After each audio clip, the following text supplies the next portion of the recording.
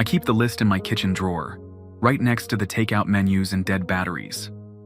23 names typed on Vatican letterhead, each one followed by a date of death and a brief description. The paper smells like old incense and gunpowder. Maria Santos, died 1987, car accident. Last seen, Des Moines, Iowa. Status, terminated. I take a sip of my coffee and read the next one. Father Michael Toretti, died 2003, heart attack. Last seen, Buffalo, New York. Status, terminated. The coffee is terrible. I buy the cheap stuff because I drink too much of it. And good coffee feels like a waste when you're spending your nights killing dead people for the Catholic Church. Not that I'm complaining about the work. The pay is excellent and I've had worse jobs. Before this, I was a bounty hunter in Chicago for 12 years. Mostly skip traces and bail jumpers. Nothing exotic. I carried a .45 and brought people back who didn't want to come back. Standard stuff.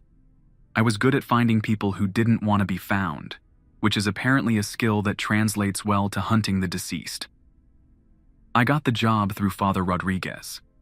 He was a client back when I was still doing regular bounty work. His nephew had skipped bail on a drug charge, and I brought him back in 3 days. Father Rodriguez paid my fee plus a bonus, and asked if I'd be interested in other work. More specialized work, he said. Work that required someone comfortable with violence and a flexible understanding of mortality. I said sure. I needed the money. That was 3 years ago. Since then, I've killed 41 people who were already dead. Killed is the right word this time. Put them down permanently. Sent them wherever dead people go when someone puts a blessed silver bullet through their skull. The thing about dead people is they don't always stay dead. Sometimes they come back confused. Sometimes they come back angry. And sometimes they come back violent enough that talking won't solve the problem. That's where I come in. I have a toolkit now. Holy water, of course. Blessed silver ammunition for my Glock and my Remington 870. A collection of religious artifacts from various denominations because you never know what's going to work on what. I carry salt, iron nails, and a combat knife that's been blessed by 3 different priests. The Vatican provided most of it, along with a crash course in supernatural combat that was considerably more thorough than my military training. The dead don't follow normal rules. Regular bullets pass right through them. They can walk through walls when it suits them, but still bleed when you cut them with blessed steel. They feel pain but don't die from blood loss, which makes interrogation complicated. Imagine trying to get information from someone who's already dead and knows you can't actually kill them. It takes creativity. My first case was Margaret Chet, a school teacher who died in 1995. She'd been showing up at her old elementary school every morning, but not to teach. She was killing the children, draining their life force during nap time, leaving them pale and weak. 3 kids had been hospitalized before the Vatican got involved. I found Margaret in classroom 3B, standing over a sleeping 6-year-old girl. The child was breathing but barely, her lips blue and her skin cold. Margaret looked exactly like her driver's license photo, except for the black veins running under her translucent skin and the complete absence of anything human in her eyes. "Margaret Chet?" I said. She looked up and smiled. Her teeth were gray. "Are you here about the substitute position? I'm afraid I don't need any help." "Margaret, you died 28 years ago." Her smile widened. "Death is just another kind of learning experience." I shot her in the chest with blessed silver. She staggered but didn't fall. "Dead people are tough." "That's very rude," Margaret said, looking down at the smoking hole in her blouse. I shot her again, this time in the head. She dropped like a sack of cement, black blood pooling around her skull. The temperature in the room returned to normal. The little girl's breathing improved immediately. I wrote up a report and sent it to Father Rodriguez. 3 days later, I got a check and another case file. Thomas Mitchell died 1989, possessing construction workers at his old job site and making them jump off buildings. The work isn't glamorous, but it's necessary. Dead people who stick around and turn violent cause problems for everyone. The living get killed, the dead get more powerful, and the longer they stay, the harder they become to put down permanently. I've learned to spot the signs: unexplained deaths in patterns, animals found dead and drained, electronics shorting out in specific locations. Sometimes it's obvious, like when someone calls to report their deceased grandmother eating the neighbors. Other times it's subtle, a persistent feeling that someone is hunting you. Items moving when no one is around. The smell of decay with no source. The Vatican keeps track of these reports. They have people in hospitals, police departments, and morgues. When someone dies violently or suddenly, especially someone with a history of violence, there's a chance they might come back wrong. Most people who die stay dead, which is how it should be, but some don't, and those are the ones who end up on my list. I pull out my phone and check the time. 8:30 in the morning. Early enough to start making calls, late enough that I won't seem crazy for calling people before 9. I have 3 active cases right now, which is about average. More than 3 and I start making mistakes. Fewer than 3 and I get restless. Case number 1 is David Park. Died in a motorcycle accident 6 months ago. He's been appearing at motorcycle dealerships around Phoenix, but not to buy bikes. He's been killing the salesmen and wearing their faces. 3 dead so far, all found with their facial skin removed and no other signs of violence. Case number 2 is Rebecca Wu. Died of cancer last year. She's been visiting her old chemotherapy treatment center, but not for treatment. She's been feeding on the life force of cancer patients, accelerating their deaths. The survival rate at Desert Hope Cancer Center has dropped 40% since she started showing up. Case number 3 is Vincent Torres. Died in his sleep 3 weeks ago. His wife called the Vatican hotline because he's been coming home every evening, but he's not the same person. He's been killing neighborhood pets and leaving them arranged in patterns in their backyard. When his wife tried to confront him, he broke her arm. I start with Vincent because he's the freshest case and still in the same city. The sooner you deal with the recently dead, the easier it is to put them down permanently.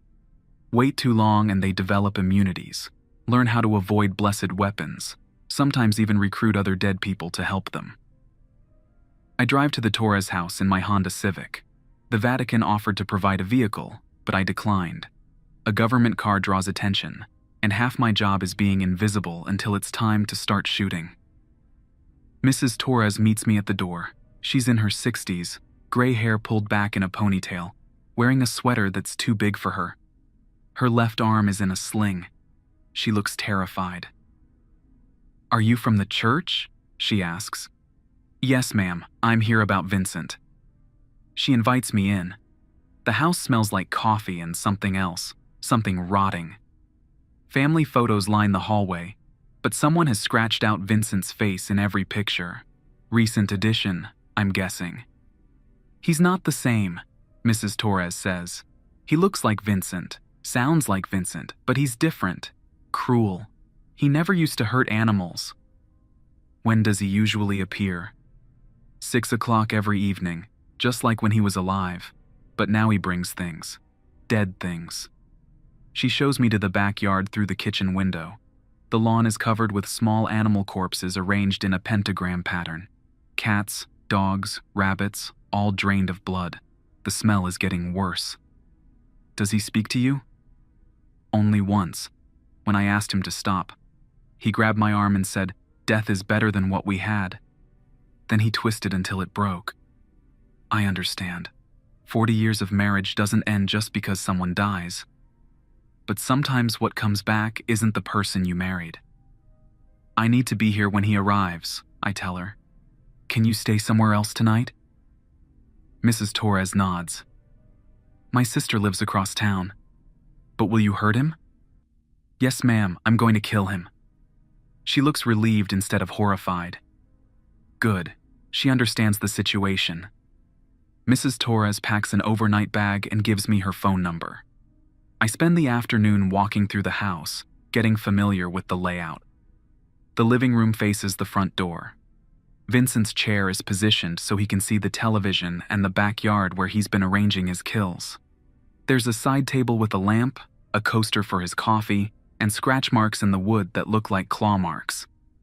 I set up my equipment in the kitchen. Holy water, salt, blessed ammunition. I load my Glock with silver bullets and chamber a round. I position my shotgun near the back door in case he tries to run. At 5:30, I turn on the television and sit on the couch. The news is depressing as usual. A factory fire, a political scandal, a car accident that killed 3 people. I wonder if any of them will end up on my list.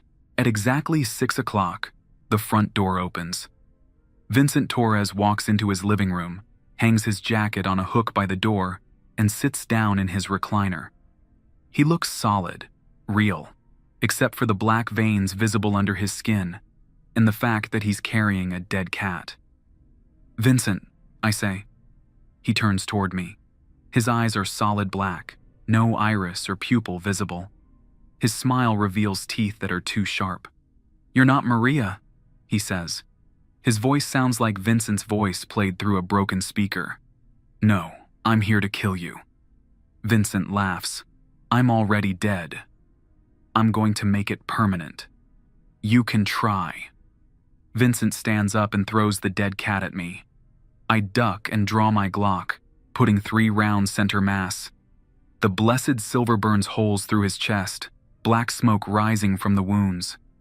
He staggers but doesn't fall. "That stings," Vincent says.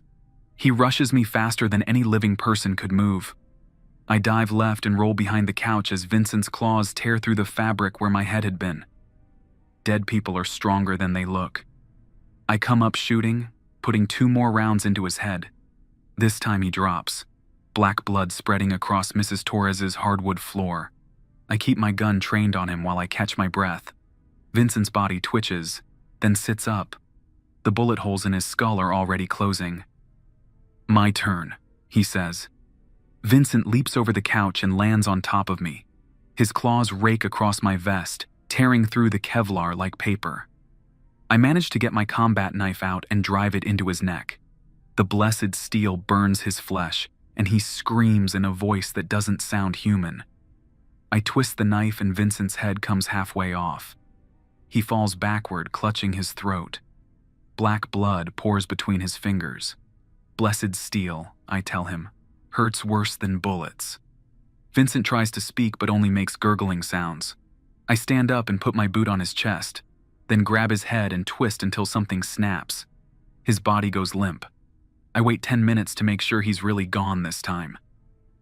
The black veins under his skin fade, and his eyes return to normal brown. The temperature in the room rises. The smell of decay disappears. I call Mrs. Torres to let her know she can come home tomorrow. I'll have a cleaning crew remove the body and the animal corpses tonight. The Vatican has people for that. This was an easy one. Vincent was newly dead, still adjusting to his condition. He fought like someone who was used to being alive. The older ones are smarter, more dangerous. They learn to use their abilities strategically instead of just rushing in with claws out. I pack up my equipment and head for the airport. Tomorrow I'll fly to Phoenix to deal with David Park and his face-collecting hobby. Then on to the cancer center to put down Rebecca Wu before she kills any more patients. The dead don't get easier to kill with experience. If anything, they get harder. But I get better at killing them, which amounts to the same thing. I drive through late evening traffic, listening to talk radio and thinking about Mrs. Torres. Tomorrow she'll wake up in a house that doesn't smell like death, where the photos on the wall haven't been defaced, where her husband's memory can rest in peace instead of being corrupted by whatever came back wearing his face. Small victories, maybe. But in this line of work, you take what you can get. Especially when what you can get involves putting monsters back in the ground where they belong. The next morning, I fly to Phoenix to deal with David Park. Motorcycle dealerships are a new hunting ground for me. I've killed dead people in hospitals, schools, offices, and homes, but never a place where they're harvesting faces from salesmen. I start with Southwest Cycles, a Harley-Davidson dealer on the north side of town. The manager, Rick, is a heavy-set guy with a gray beard and arms covered in tattoos. He looks like someone who's sold motorcycles his entire adult life, and recently watched 3 of his employees get murdered. "You're here about the dead guy?" Rick asks when I show him my Vatican credentials. "David Park, yes." Rick leads me into his office and closes the door. The blinds are drawn, and there's a shotgun leaning against his desk. "Look, I don't know what kind of thing this is, but it's getting people killed." Guy comes in, looks normal enough, starts talking bikes with my salesman. Next thing I know, my employee is dead, and this Park guy is wearing his face. What does he look like when he's not wearing someone else's face? Asian guy, maybe 30. Leather jacket, jeans, boots. Except his face keeps shifting, like he can't decide what he wants to look like, and he doesn't cast a shadow. "Any security footage?" Rick shakes his head. "Cameras show my salesman talking to empty air, then collapsing, but we all see Park clear as day. Even shook his hand once before I knew what he was." "What did that feel like?" "Like shaking hands with a corpse, cold and wrong." Rick picks up his shotgun. "I've been carrying this ever since. Regular shells, though. Will that work?" "No, you need blessed silver. Regular ammunition won't stop him." I ask for details about the 3 murders. All happened the same way. David would enter the dealership, browse motorcycles for an hour or so, then approach a salesman about financing. During the conversation, the salesman would collapse. David would spend a few minutes crouched over the body, then stand up wearing the dead man's face. He'd walk out through the front door and disappear. "When does he usually come in?" "Afternoons around 2 o'clock. Says he gets off work early." I check my watch. It's 11:30. "Mind if I wait around?" Rick shows me to a chair in the showroom and brings me coffee that tastes like it was made yesterday. I sit between a Sportster and a fat boy, reading motorcycle magazines and checking my weapons. Glock loaded with blessed silver, combat knife on my belt, vial of holy water in my jacket pocket.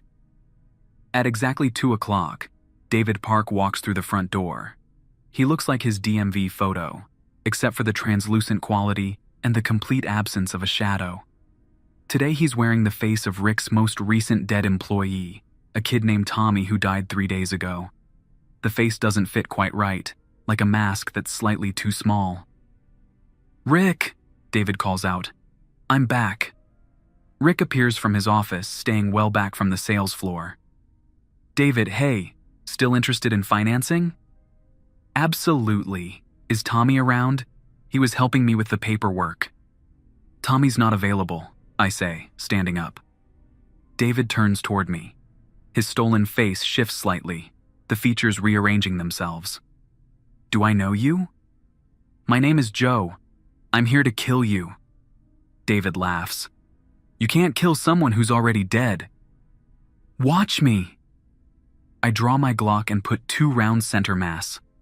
The blessed silver tears through David's chest, black smoke rising from the wounds. He staggers backward into a display of motorcycle accessories. "That's not very friendly," David says, looking down at the holes in his jacket.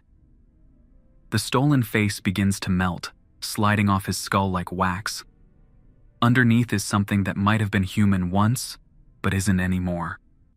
Gray skin, black veins, eyes that are solid white with no iris or pupil.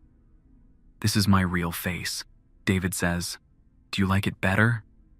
He rushes me with inhuman speed. I dive behind a Sportster as David's claws tear through the seat where I'd been standing.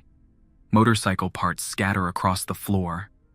I come up shooting, putting 3 more rounds into his head. This time he goes down hard, black blood spreading across the showroom floor. I keep my gun trained on him while I reload. David's body convulses, then sits up. The bullet holes are already healing. "My turn," he says. David leaps onto the Sportster and uses it as a springboard to launch himself at me. I roll left and his claws rake across my back, tearing through my jacket. I spin and drive my combat knife into his kidney. The blessed steel burns his flesh and he screams. "Hurts, doesn't it?" I say, twisting the blade. David swipes at me with his claws, catching me across the face. 3 parallel cuts open from my temple to my jaw. I grab a motorcycle chain from the scattered accessories and wrap it around David's neck, pulling tight. This chain's been blessed, I lie. It hasn't, but David doesn't know that. He claws at the chain, trying to break free, but I keep pulling. Dead people don't need to breathe, but they can still be strangled if you use enough force.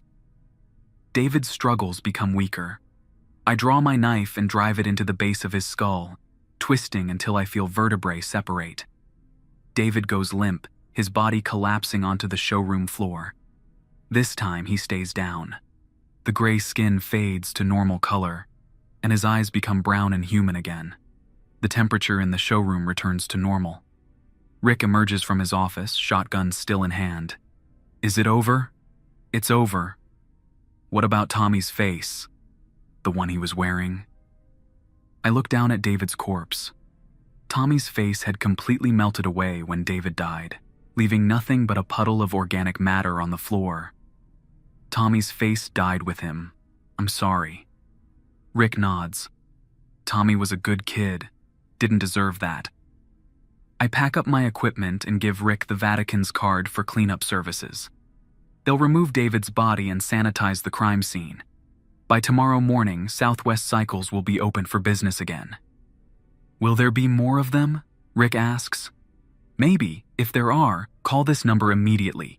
Don't try to handle it yourself. I drive across town to Desert Hope Cancer Center, a modern building with too much glass and not enough parking. I find Dr. Sarah Kim in her office, reviewing patient files with a security guard standing behind her. You're here about Rebecca Wu, Dr. Kim says before I can introduce myself. Yes. She's been dead for 8 months, but she keeps showing up for treatments and killing our patients. Dr. Kim shows me Rebecca's file. 43 years old, diagnosed 18 months ago, fought hard, died at home with her family.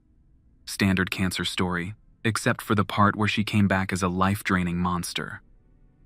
When does she appear? Tuesday afternoons, always at 2:15. She checks in at the front desk, takes a seat in the waiting room, then starts feeding. We've lost 6 patients in the last month. Does she speak to anyone? She'll say hello if someone talks to her first, but mostly she just sits and drains the life out of people. Always the same chair, always the same routine. Dr. Kim takes me to the waiting room, a space that should be cheerful but feels like a morgue. The chair Rebecca prefers faces the reception desk, positioned so she can see all the patients clearly. We've tried moving the chair, but she just stands there and feeds anyway. We've tried closing on Tuesdays, but she appears in the parking lot and kills people going to their cars. What exactly does she do to them? Touches them. A handshake, a pat on the shoulder, helping them with their coat. Contact lasts maybe 5 seconds, then the patient collapses. They're dead within minutes. Heart failure, the coroner says, but these are people who were responding well to treatment. I spend the rest of the afternoon researching Rebecca Wu and preparing my equipment. According to her obituary, she was a kindergarten teacher, married with 2 young children. She volunteered at animal shelters and ran half marathons before she got sick. The kind of person who would fight cancer with positive thinking and an unshakable belief that things would get better. Her husband posted updates on social media throughout her illness. Rebecca staying strong through chemotherapy. Rebecca responding well to treatment. Rebecca fighting until the end. Maybe she fought too hard. Maybe death couldn't contain that much determination. Tuesday afternoon, I'm back in the waiting room at 2 o'clock, sitting in a chair with a clear view of the entrance. The place is busy with real patients receiving real treatments. An elderly man reads a newspaper. A woman around my age knits something small and blue. Everyone moves carefully, like they know death is hunting them. At exactly 2:15, Rebecca Wu walks through the front door. She looks better than her patient photos. Healthy color in her face, thick dark hair, moving without the careful precision of someone managing pain. She's wearing a yellow sundress and sandals, clothes for someone who expects to be alive for a long time. but her eyes are solid black, and black veins run under her skin like a roadmap to hell. Rebecca checks in at the front desk. The receptionist, a young woman named Melissa, smiles and nods as if this is completely normal. Rebecca Wu for doctor. Kim at 2:15, Rebecca says. Of course. Please have a seat and we'll call you when we're ready. Rebecca takes her usual chair and looks around the waiting room. Her gaze settles on the elderly man with the newspaper. She stands up and walks over to him. Excuse me, Rebecca says. Are you comfortable? Can I help you with anything? The old man looks up and smiles. That's very kind, dear. I'm fine, thank you. Rebecca reaches out to pat his shoulder. I shoot her in the back of the head before she makes contact. The blessed silver explodes her skull in a spray of black blood and brain matter. Her body pitches forward onto the elderly man who starts screaming. The waiting room erupts in chaos. Everyone out, I shout, standing up with my gun drawn. Medical emergency! Patients and staff flee through the exits. The elderly man struggles out from under Rebecca's corpse, covered in black blood but otherwise unharmed. I help him to his feet and point him toward the door. Are you hurt? I ask. I don't think so. What was wrong with her? She was dead. The old man nods as if this makes perfect sense. Cancer patients understand mortality better than most people. Rebecca's body starts to twitch. I put 3 more rounds into her head, but she sits up anyway. Half her skull is missing, but she's still moving. That wasn't very nice, Rebecca says. Her voice sounds like it's coming from underwater. She lunges at me with claws that definitely weren't part of her original anatomy. I dodge and drive my combat knife into her chest, aiming for the heart. The blessed steel burns her flesh, and she screams in a voice that sounds like 1,000 people dying at once. I was just trying to help, Rebecca says, black blood frothing from her mouth. You were killing them. I was taking their pain away. I twist the knife and Rebecca's scream becomes a whistle, then silence. Her body collapses and doesn't get back up.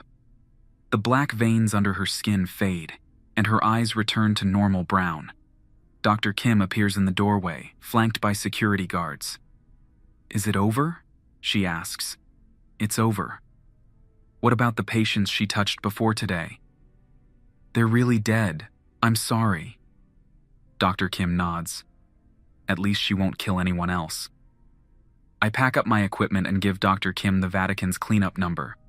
They'll sanitize the crime scene and handle Rebecca's body. By tomorrow, Desert Hope Cancer Center will be treating living patients again. Will there be more of them? Dr. Kim asks. Maybe.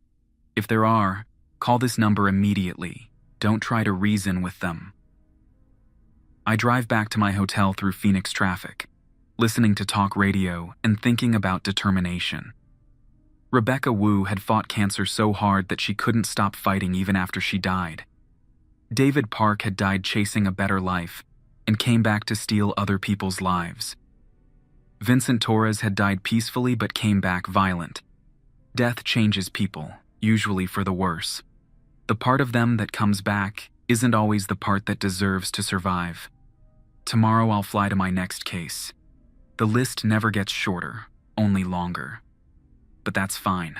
I'm good at my job, and my job is putting monsters back in the ground where they belong. The dead should stay dead.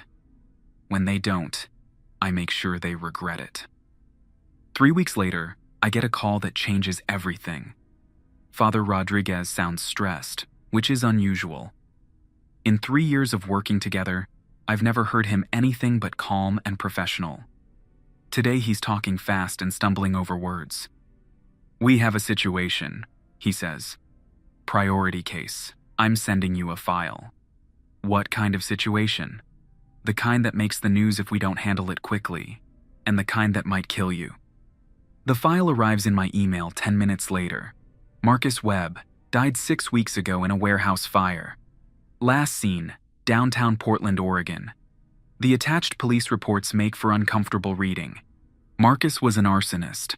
12 convictions, 8 years in prison, died when one of his own fires got out of control. According to the Portland Fire Department, he was trying to burn down a furniture warehouse for insurance money when the building collapsed on him.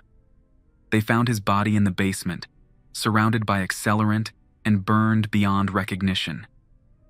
The problem is that Marcus has been setting fires since he died. 7 buildings in 6 weeks. 3 fatalities so far, including 2 firefighters who burned alive in a trap Marcus set for them. The Portland Fire Marshal is calling it terrorism. The FBI is sending a task force, and Marcus keeps killing because burning people alive is what he knows how to do. I book a flight to Portland and pack extra equipment. Silver bullets, blessed steel, holy water, and something Father Rodriguez suggested. White phosphorus rounds that have been blessed by the Pope himself. I also bring body armor and a fire extinguisher, which seems practical given the circumstances. Portland in February is gray and wet, which should have been good for dealing with a dead arsonist. Except Marcus doesn't need dry conditions anymore. He can start fires in the rain. I drive to the site of Marcus's most recent kill, an apartment building that burned 3 days ago. 12 families lost their homes. A mother and her infant daughter didn't make it out. The building is a blackened skeleton. Melted steel, collapsed walls, the smell of smoke and burned flesh hanging in the air. I walk around the perimeter, looking for signs of supernatural activity. The temperature is wrong. Too warm for February, like the fire is still burning somewhere invisible. Marcus enjoyed his work. I meet with Fire Marshal Janet Clark at a coffee shop near the fire station. She's in her 40s, exhausted, and scared of a case that doesn't make sense. 7 fires in 6 weeks, she says. All the same signature, same accelerant pattern, same ignition method. But it's getting worse. Worse how? The fires are hotter now, burning through materials that shouldn't burn. And he's started targeting occupied buildings. The last 3 fires, he waited until people were inside. Security cameras? Pick up movement around the buildings before the fires, but never a clear image. Witnesses see someone, but they all describe the same thing. A man covered in burns, moving through the flames without being consumed. Because he's already been burned to death. Marshal Clark gives me a look. You're one of those federal consultants, aren't you? The ones who handle weird cases? Something like that. I don't correct her assumption. The Vatican has arrangements with various law enforcement agencies, but the details are classified above my pay grade. Any pattern to the targets? I ask. All buildings that could house families. Apartments, hotels, nursing homes. It's like he wants to burn people alive. He does. He died in a fire. Now he wants other people to experience the same thing. Why would someone want that? Because death makes people cruel. The part of them that comes back isn't always the part that was human. Marshal Clark shows me a map of the fires. They're clustered in an industrial area east of downtown, moving in a spiral pattern toward the city center. If the pattern holds, he'll hit something in this area next, she says, pointing to a residential district. I spend the afternoon driving through the target area, looking for buildings that match Marcus's new preferences. Families, children, people who can't escape quickly. I find 3 possibilities and decide to stake out the most likely candidate, a low-income housing complex that backs up to a chemical plant. That evening, I park across the street and wait. I've brought coffee, sandwiches, and enough ammunition to fight a small war. The complex is busy with families coming home from work and school. Perfect target for someone who likes to burn people alive. At 11:30, Marcus Webb appears. He materializes in the parking lot like smoke becoming solid. He's wearing the same clothes he died in, work boots and jeans, a flannel shirt that's permanently on fire but never burns away. His skin is charred black, melted in places, with white bone visible through gaps in his flesh. Marcus walks around the perimeter of the building, checking for fire exits and emergency lighting. He moves with purpose, someone who's done this many times before. He stops at a utility closet and produces a crowbar from somewhere. I get out of my car and cross the street. Marcus Webb. He turns toward me without surprise. His face is mostly gone, just a skull with scraps of burned flesh hanging from it. You're not a cop. No. Fire marshal? No. Then who the hell are you? Someone who's here to kill you. Marcus laughs, a sound like logs crackling in a fireplace. Good luck with that. I'm already dead. I'm going to make it permanent. You can try, but you'll burn like everyone else. Marcus raises his hand and flames shoot from his fingertips. I dive behind a parked car as the fire washes over where I'd been standing. The car's paint blisters and bubbles from the heat.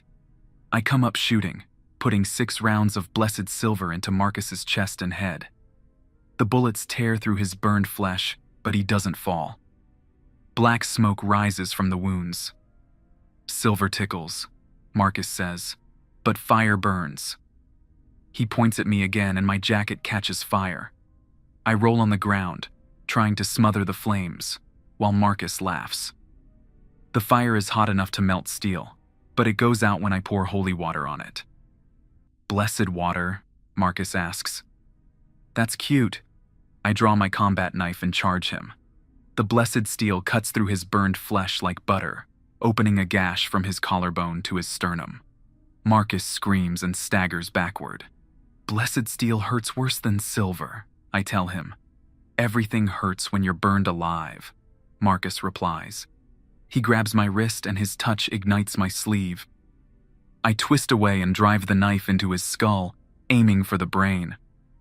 The blade punches through charred bone and Marcus drops to his knees. Stay down, I say. Marcus looks up at me with eye sockets that are empty except for flickering flames. You know what I realized when I died in that fire? What? Burning alive is the worst way to die. The pain is indescribable. I want everyone to know what that feels like. Marcus pulls my knife out of his skull and stands up. The wound closes immediately, bone and flesh growing back like time-lapse photography. Regular blessed weapons won't work on me, he says. Fire purifies everything, even holy metal.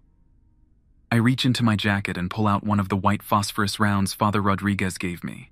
Special ammunition blessed by the Pope, designed for cases like this. Let's try something different, I say.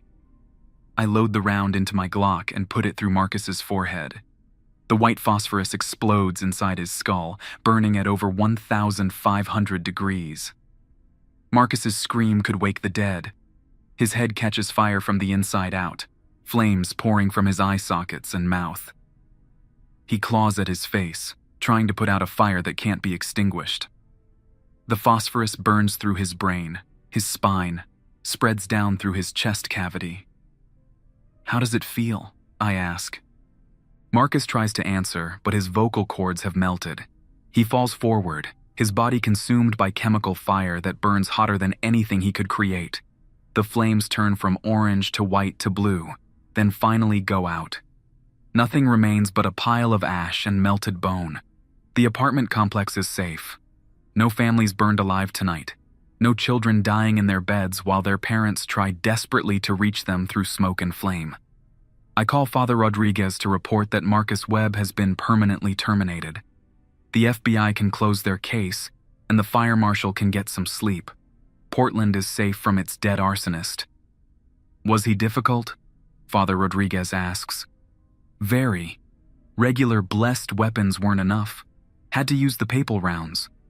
We thought that might be the case. Some of the older ones develop immunities. How much older? Marcus was 6 weeks dead. We have cases that are 6 decades dead. They get stronger the longer they stay. I get a new list the following week. 25 names this time, scattered across 18 states. Robert Brown died in a swimming accident, drowning lifeguards at public pools. Jennifer Walsh died in surgery, performing fatal operations on living patients. Frank Morrison died in a car crash, causing accidents by possessing drivers. The usual cases. People who died with unfinished business and came back wrong. People who don't understand they're dead and don't care if they kill the living. People who need to be put down with extreme force before they hurt anyone else. I fold the new list and put it in my kitchen drawer, right next to the takeout menus and dead batteries. Tomorrow I'll start making calls, booking flights, packing my kit. But tonight, I'm going to sit on my couch, drink a beer, and watch television like any living person who's tired after a long day of killing monsters. The dead will keep being dead whether I'm there or not. But if they come back wrong, if they start hurting people, then I'll be there to put them down. That's the thing about death. It should be permanent. When it's not, that's where I come in. I open a beer and turn on the news. Somewhere in Portland, an apartment complex full of families is sleeping safely. Somewhere in Phoenix, a motorcycle dealership is selling bikes to people who aren't wearing stolen faces. Somewhere in Phoenix, a cancer center is treating patients who won't be drained of life force. Good people are alive because bad dead people are finally permanently dead. The beer is cold and the couch is comfortable.